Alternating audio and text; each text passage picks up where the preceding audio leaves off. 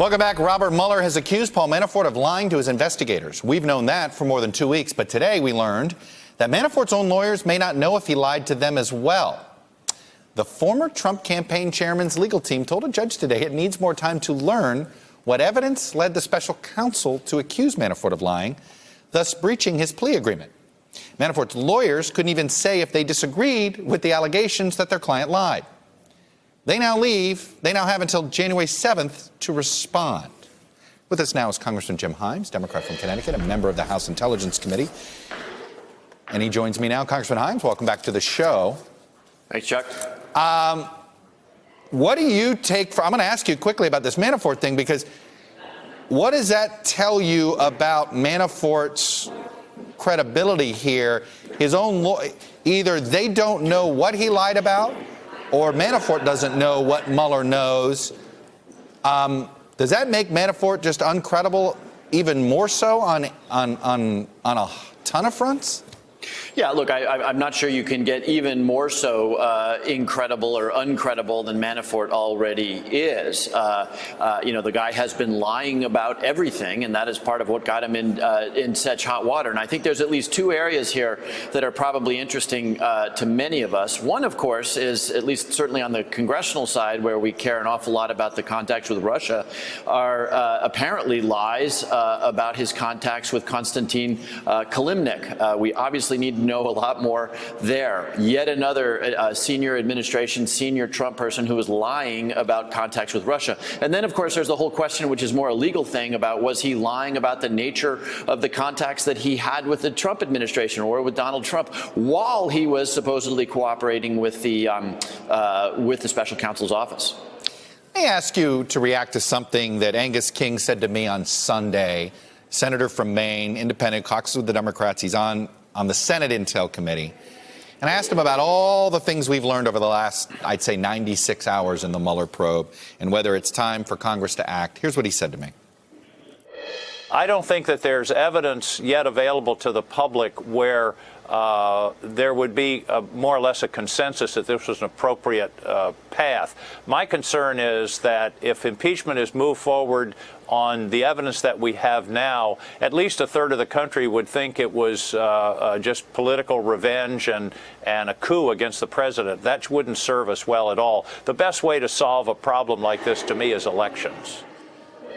Do you agree with the senator? There's a couple parts of that statement specifically. He said that he doesn't believe there's enough evidence that we have now. Do you agree with that aspect of it? Do you think there is not yet enough evidence to start this impeachment process in the House or not? Yeah, I sort of disagree with that part, but agree with his conclusion. Look, the bottom line is, just as the Mueller investigation should not be prematurely ended, because it continues to surprise us with what comes out. Most recently, of course, all of the action with Michael Cohen, Manafort, persistent lying by these people about contacts with the Russians. We have yet a lot to learn. Because we have yet a lot to learn, and because Bob Mueller is not done, it is premature right now for members of Congress to be saying, oh, well, clearly we've got enough to move ahead with impeachment. Now, the Michael Cohen pleading, of course, was the first moment in which the Southern District of New York, not Bob Mueller, but the Southern District of New York, directly implicated the president in a crime. But we have an awful lot more we need to learn, and we need to let Mueller finish his work before we start any particular progress towards impeachment. Do you believe campaign finance crimes aren't serious enough to investigate through the lens of impeachment? Well, it depends, right?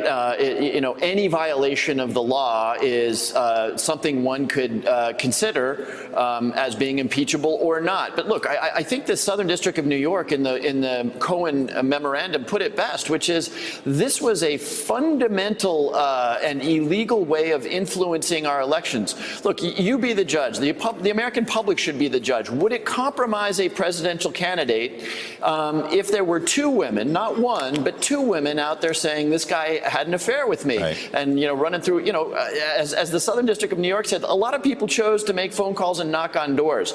Donald Trump and his agent decided to cover up something that could have been really material to whether he got elected president. But it sounds like you're not quite sure that rises to an impeachable offense. Look, that's at the end of the day, that is a political question. It's not a legal question. And Senator King, I don't agree with him that the only remedy that we should pursue is an election. The bottom line is the Constitution puts forward the idea of impeachment. I think once Mueller finishes his work and we have a sense for all of the crimes, that's when the Congress needs to have the conversation with itself about whether in the aggregate you have an impeachable series of offenses here. What do you want Democratic leaders to do with the president on these budget negotiations? Totally hold firm? Or would you encourage them to negotiate some? Or do you think they should just stick to their guns here? It's like, if you don't want this 1.6, then you shut down the government. Well, remember, the 1.6 is $1.6 billion more than any Democrat, and quite frankly, anybody who understands how border security works wants for the wall. And so, you know, we heard loud and clear from the president his approach to this. And you know, no president, no member of Congress, no senator should decide that the way they're going to get their way in this institution is through ultimatums and trotting out the tool of a government shutdown. The point of this building and the people in it are to negotiate. The president says he's a deal maker. He's been saying that all of his life. Well, then deal, negotiate. The idea, and look, you know, I remember the last shutdown. We spent a lot of time pointing fingers about whose fault that was. Today, the president of the United States says, I'm doing it. That has a lot of Republican senators and members of Congress very nervous about who the American people are going to blame if the shutdown comes. So the answer is the president should be negotiating, not threatening ultimatums that would ultimately hurt the American people. All right. Congressman Jim Hines, Democrat from Connecticut, member of the House Intel Committee. Thanks for coming on, sharing your views, sir. Appreciate it. Thanks, Chuck. Hello, YouTubers. If you're watching this, it means you've checked out our channel, so thank you. Now do me a favor. Subscribe by clicking on that button down there. Click on any of the videos to watch the latest interviews and highlights from MTP Daily and MSNBC. You can get more Beat the Press content every morning in the First Read newsletter. If you're tired of content that you don't know anything about where it came from, you don't have to have that problem with us.